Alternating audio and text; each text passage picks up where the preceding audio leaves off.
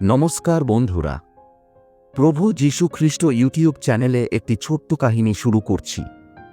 সূর্যোদয়ের সাথে যিশুর প্রার্থনা। গ্যালিলির একটি ছোট্ট পাহাড়ি গ্রাম, যেখানে বাতাসে পাখির কলরব আর নদীর জলের ধ্বনি মিশে এক অপূর্ব সুর সৃষ্টি করত।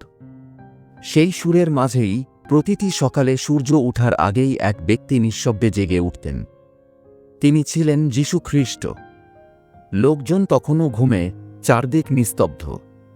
যিশু উঠতেন খুব ভোরে, গায়ের উপর থাকা লিনেনের কাপড় ঠিক করে পরতেন এবং ধীরে ধীরে হেঁটে চলে যেতেন গ্রাম থেকে একটু দূরের এক পাহাড়ের চূড়ায়, যেখানে তাঁর প্রিয় প্রার্থনা স্থান ছিল। সেই স্থানে পৌঁছেই তিনি নীরব হয়ে দাঁড়িয়ে থাকতেন কিছুক্ষণ। পূর্ব আকাশে আলো ফোটার আগে আকাশে লাল আভা ছড়িয়ে পড়ার সাথে সাথে তিনি হাঁটু গেড়ে বসতেন। তাঁর মুখ ছিল শান্ত, চোখ ছিল আকাশের দিকে। তিনি বলতেন, পিতা, তোমার নাম পবিত্র হোক। আজকের এই নতুন দিনেও যেন আমি তোর ইচ্ছা পূরণ করতে পারি। যেসব মানুষের হৃদয় ভেঙে গেছে, তাদের আশার আলো দেখাতে আমাকে পাঠা। আমি তো তোরই সন্তান। এরপর তিনি ধীরে ধীরে গুনগুনিয়ে একটি প্রাচীন গান গাইতেন। হিব্রু ভাষার সেই গানটি ছিল এমন: আদোনাই, তুই আলো, তুই পথ, যেদিকে যাই তুই আছিস সাথে।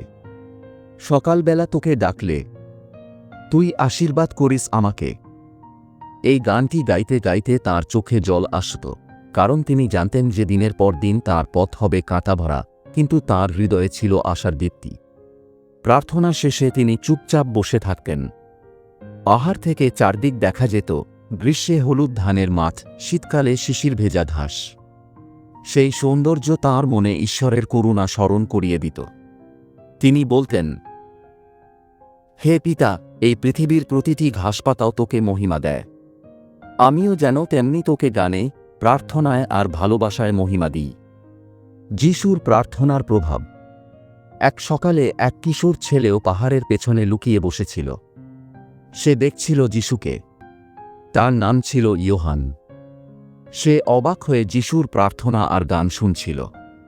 পরদিন সেই ছেলেও যিশুর পেছন পেছন সেই স্থানে গেল, আর যিশু তখন বললেন, তুমি এসেছ, এসো, আজ প্রভুর সঙ্গে আমরা একসাথে প্রার্থনা করব।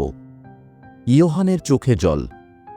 সে কোনোদিন ভাবেনি ঈশ্বরের সঙ্গে এমন ঘনিষ্ঠ সম্পর্ক সম্ভব। যিশুর সকালবেলার এই প্রার্থনাই ছিল তাঁর দিনের শক্তি। এরপর তিনি নামতেন পাহাড় থেকে, মানুষের মাঝে যেতেন, অসুস্থদের ছুঁয়ে দিতেন, দরিদ্রদের সাহস দিতেন, আর সকলকে শেখাতেন, তোমরা সকলে পিতার সন্তান, সকলে আলোর সন্তান। সকালবেলার প্রার্থনার মতোই তোমাদের হৃদয় হোক নির্মল। শেষ কথা। এই গল্প আমাদের শেখায় যে সকালবেলা, যখন সবকিছু নীরব ও শান্ত, তখন যীশুখ্রিস্ট তাঁর সৃষ্টিকর্তার সঙ্গে গভীরভাবে কথা বলতেন। সেই প্রার্থনা ও গান তাঁর প্রতিদিনের যাত্রায় আলোকের উৎস ছিল। আমরা যদি আমাদের দিন শুরু করি তাঁর মতো করে, নির্জনে, প্রার্থনায়, গানে, তবে আমরাও ঈশ্বরের আলো নিজের মধ্যে ধারণ করতে পারি। কেমন ধরনের ভিডিও আপনারা পছন্দ করেন? অবশ্যই কমেন্ট করুন। ভিডিও দেওয়ার চেষ্টা করব। প্রভু যীশু খ্রিস্ট চ্যানেলটি সাবস্ক্রাইব করুন। এতক্ষণ ভিডিও দেখার জন্য অসংখ্য ধন্যবাদ সকলকে।